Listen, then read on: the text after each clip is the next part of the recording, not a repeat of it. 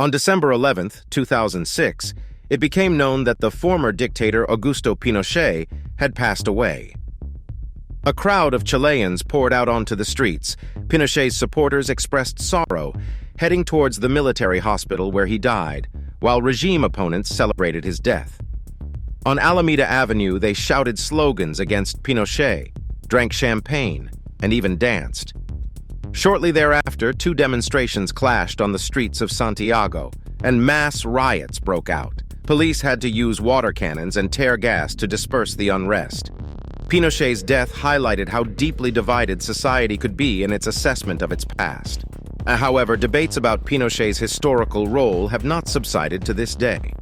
Augusto Pinochet Ugarte was born in 1915 in the port city of Valparaiso. The future dictator's father was an ordinary customs officer, and his mother took care of household duties. The family had 6 children, and Augusto was the oldest among them. He took pride in his French origins, as his great-grandfather had moved to Latin America from France. The family name was pronounced as Pinosh. Despite the French roots, the Pinochet family background didn't significantly influence his real life. Like many middle-class individuals, military service was the only chance for young Augusto to make something of himself. In 1930, he decided to enroll in a military infantry academy. However, Pinochet faced difficulties on his path to this goal. He managed to enroll only on his 3rd attempt. The first time, he lacked physical preparation, and the second time, he struggled with academic subjects. In 1933, he was finally accepted for studies at the academy. In 1936, Pinochet completed his studies and received the rank of 2nd lieutenant. At the beginning of his military career, he spent a lot of time in various provincial garrisons in junior officer positions. In 1942, he married Lucia Hiriart, the daughter of a well-known lawyer and politician, Osvaldo Hiriart, who was then the Minister of the Interior. Even the country's president, Juan Antonio Rios, and the First Lady attended their wedding. This marriage helped Pinochet establish the necessary connections in the political elite, and soon he was accepted for studies at the Chilean Army General Staff Academy. Among Pinochet's supporters, the opinion that he was an intellectual and a military science expert is widespread. They claim that he progressed from a simple student to a professor at the military academy and authored several scientific works on geopolitics. One of these works was even titled Geopolitics. Additionally, Pinochet was a passionate book collector and owned a luxurious library. All of this is indeed true, albeit with some reservations. Firstly, geopolitics is considered a pseudoscience in the academic community, especially given that the geopolitics of the 1930s was heavily influenced by fascist ideas. Secondly, Pinochet's book Geopolitics faced criticism due to plagiarism. It was discovered that entire paragraphs from the works of Pinochet's academic mentor, Gregorio Rodriguez, were used in the book. Rodriguez himself held a low opinion of his protégé's abilities. According to him, only immense persistence and an interest in geopolitics compelled him to take on the role of Pinochet's academic advisor. As for Pinochet's library, its true scale became known only after the dictator's death. It turned out that Pinochet had amassed over 5,000 books in his private library, with a total value of around $3 million. The dictator's library contained numerous rare and antiquarian books, acquired using public funds, as noted by journalist Juan Cristobal Peña. Pinochet had a pathological obsession with collecting books, though he viewed books more as decorations rather than symbols of high intellectual prowess. It is worth noting that tens of thousands of books in the library were exclusively dedicated to political and historical topics of Latin America, while fiction and poetry held no interest for the dictator. On September 4, 1970, presidential elections were held in Chile, and victory was secured by the leader of the left-wing coalition Popular Unity, Marxist Salvador Allende. He garnered slightly more votes than his closest rival, Jorge Rodriguez, representing the right-wing National Party. Since Allende's election was legitimate, it was initially seen as a successful agreement between the left and center-right. However, soon Allende began implementing economic policies modeled after the Soviet Union and Cuba. The decision was made to transition from a market economy to a planned economy. At the start of radical reforms, all major private companies, including banks, foreign corporations, and the country's natural resources, were nationalized. These economic transformations led to a severe economic crisis, despite a slight increase in population income, mainly due to budget reserves. By 1973, Chile's expenditures exceeded its income by 20%. Authorities were forced to borrow and print more money, worsening inflation and plunging the country into debt. Rapid inflation suddenly rendered Chilean savings worthless. Mass riots erupted in the capital of Chile, Santiago, where protesters demanded a change of government. Surprisingly, even General Pinochet, until September 11, 1973, was considered one of the most loyal representatives of Chile's military command. It was Allende who appointed Pinochet as the highest-ranking official in the Santiago province, while imposing a curfew that was later lifted. However, on December 2, 1971, after a series of peaceful protests against Allende's economic policies, the curfew was reinstated, and all protests were banned. Pinochet led the suppression of protests against Allende. However, gradually, even among the military, support for Allende's government waned, and the threat of a military coup in Chile became increasingly evident. Despite this, the chief commander of the Chilean army, Carlos Prats, maintained stability. But on June 29, 1973, the first attempt at a military coup, known as the Tanquetazo, began in Santiago. This rebellion was quashed with active participation from Pinochet and his supporters. On August 22, 1973, the wives of generals and officers under the command of Prats organized a rally outside Pinochet's house, accusing him of being incapable of restoring civil peace in the country. This event convinced Prats that he had lost support among his fellow officers, and the next day he resigned from his positions as the Minister of the Interior and Commander-in-Chief of the Chilean Army. During this time, Pinochet displayed absolute loyalty to the authorities, and Allende decided to entrust him with the position of Commander-in-Chief of the Armed Forces. However, this was a fatal mistake. In the night of September 11, 1973, Pinochet led a full-scale military coup. The first to die were Allende's supporters in the Army and Navy. A plan for their elimination had been developed in advance. Then Army units began seizing government buildings. President Allende, who was in the La Moneda presidential palace, was presented with an ultimatum. He was offered the chance to resign and leave the country on a special plane with his family and close associates. Allende refused to step down, and the military began to storm the presidential palace. After a 5-hour battle, the palace was captured, and President Salvador Allende shot himself in his office when the military entered the room. Nevertheless, the rebels fired several more shots at the already dead head of state. Augusto Pinochet came to be known as the leader of the military junta, although he was not its formal head. From 1974 until December 1990, he held the position of President of Chile, while simultaneously serving as the Commander-in-Chief of the Armed Forces. Pinochet concentrated power in his hands for a short period, eliminating all potential competitors. General Gustavo Lee was dismissed, and Admiral Merino, while remaining formally within the junta, eventually lost all authority. The Minister of the Interior, General Oscar Bonilla, died in a plane crash in the summer of 1974 under unclear circumstances. Soon after seizing power, a law on the legal status of the government junta was enacted, in which Pinochet declared himself the supreme holder of power. From that moment on, he had the sole authority to declare a state of siege, enact or revoke laws, and appoint and dismiss judges. Military tribunals were established to replace civilian courts, and secret torture centers were organized. Political repression targeted not only dissidents, but also their families and ordinary citizens. During Pinochet's rule, tens of thousands of people were killed or arrested in Chile, and around 200,000 fled the country. The most extensive political repressions occurred in the first months after the coup, with representatives of the leftist movement disappearing, some of whom ended up in actual concentration camps. The Chilean National Stadium in Santiago became the site of one such camp, where around 40,000 political opponents were held. Men were placed on the field and in the stadium stands, while women were placed in the pool changing rooms. Interrogations were conducted directly on the cycling track. In the first 3 years of the junta, 130,000 people were arrested, and several thousand of them died. Among the victims of the Chilean junta were many well-known individuals.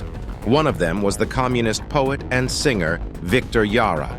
The day after the coup, Jara went to the university radio station where he worked. The building was surrounded by the military, and along with a few hundred others, Jara was taken to a concentration camp. Over the course of 4 days, he was regularly beaten, electrocuted, and had his bones broken. He was then dragged into the stadium's changing rooms, shot in the head, and riddled with automatic gunfire. As subsequent investigations revealed, a total of 44 shots were fired at Jara. In addition to the stadium in Santiago, Pinochet had several other torture centers. One of the prisons was located in Villa Grimaldi. Life there was somewhat easier than in other places of detention, but torture was still not uncommon. The true center of torture was the prison in Santiago, where detainees were held in small, cramped cells where they could only kneel. The victims lived in unsanitary conditions and suffered from hunger. The Chilean junta was highly inventive in applying torture. Prisoners were often subjected to electric shocks. Victims were stripped and laid on beds with metallic frames and springs connected to an electric current. Particularly strong voltage was applied to the genital area. Sometimes relatives or friends were tortured simultaneously, placed on bunk beds. In some prisons, inmates could be executed on an electric chair. The victims' bones were regularly broken, and they were often beaten around the ears until they lost their hearing. Almost all the tortures were aimed at maximum humiliation of the opponents of the regime. They were forced to crawl on the ground and lick the dirty floor. But most often, sexual violence was used against the prisoners. Rats or spiders were sometimes used. Some victims were coerced into engaging in sexual acts with their arrested relatives. Relatives were often raped in front of each other. 2 years after the coup, the majority of left-wing activists and political opponents of Pinochet were executed. After that, Pinochet shifted his focus to economic matters. The dictator chose to transition from a planned economy to a free market. The Chilean Ministry of Finance formed a working group of 25 prominent Chilean economists, known as the Chicago Boys. Many of them had studied in Chicago under the guidance of Nobel laureate Professor Milton Friedman and Arnold Harburger, founders of the Chicago School of Economics. The economists implemented a shock therapy involving extensive privatization of state-owned property. All restrictions on foreign trade were lifted, and a funded pension system was introduced. The country attracted foreign investments, and many Western companies returned. As a result, the Chilean economy grew rapidly from 1976 to 1981, and the external debt gradually decreased. However, positive macroeconomic indicators did not necessarily translate to improved citizens' lives. Critics of the Pinochet regime argue that its economic policies led to increased inequality.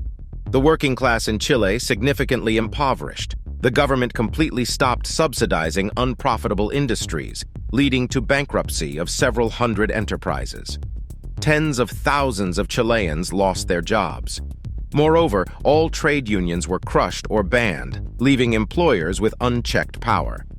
This situation resulted in a complete lack of social protection for ordinary workers.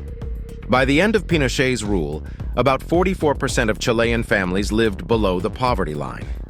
Meanwhile, the incomes of the top 10% wealthiest individuals in the country increased by 83%. In 1980, a plebiscite was held in Chile, resulting in the adoption of a new constitution. This constitution, among other things, promised free elections, political party activity, and labor unions. However, all these democratic rights were postponed for 8 years. Some believe that Pinochet used this approach to gain favor in the eyes of the United States and other democratic countries, attempting to shed his reputation as a bloody dictator. This was a difficult endeavor to achieve. Approaching the year 1988, the time when the new constitution was supposed to come into effect was drawing near. It seemed that Pinochet was confident in his victory and intended to remain in the presidential seat for the next 8 years. However, this did not materialize. In order to secure international recognition, an interim plebiscite had to take place for Pinochet, scheduled for October 5, 1988, to determine whether the president would remain in office for another 8 years. On August 30th, members of the junta, after brief debates, unanimously named Augusto Pinochet as the presidential candidate. He only needed to agree. Pinochet's appointment as the sole candidate sparked an explosion of outrage in Chile. 3 people died in clashes with the military, 25 were wounded, and 1,150 demonstrators were arrested. Pinochet began to worry about the plebiscite results and turned to populism. He announced pension and salary increases for civil servants, demanded that entrepreneurs lower food prices, and promised to distribute land to peasants. By the time of the plebiscite, opposition forces in the country had consolidated, acting more decisively and organized. The day before the plebiscite, over 1 million people gathered on the Pan American Highway. It was the largest demonstration in Chile's history. The plebiscite was conducted, but the counts revealed that around 55% of voters cast their ballots against the dictator. Pinochet lost. 2 weeks after the plebiscite, he was removed from his position. Pinochet's close friend and ally, Sergio Fernandez, who was almost declared the main culprit for the defeat, along with Fernandez, the head of the junta, ousted 8 more ministers, thereby conducting a major purge in the government. He proposed to annul the results of the plebiscite, declare martial law, and ban opposition activities. In essence, Augusto Pinochet decided to shake things up by recalling September 1973. But to his surprise, he encountered furious resistance from his allies. Chilean generals told Pinochet that no one in the world would support a new coup, and the country would be completely isolated. After several hours of arguments, he backed down. The next morning, the country learned that the dictator would step down. Despite his formal loss, Pinochet still remained at the helm. He stepped down from the presidency and Patricia Elwin took his place. However, Pinochet remained the commander of the army, thus retaining real influence in the country. He only left this position 8 years later. Nonetheless, he remained a lifelong senator. This position granted him immunity and a sense of impunity. Pinochet played a cruel trick. In 1998, he flew to London for medical treatment at a private clinic and was arrested. The arrest warrant was issued by a Spanish court, as dozens of Spanish citizens had fallen victim to political repression in Chile.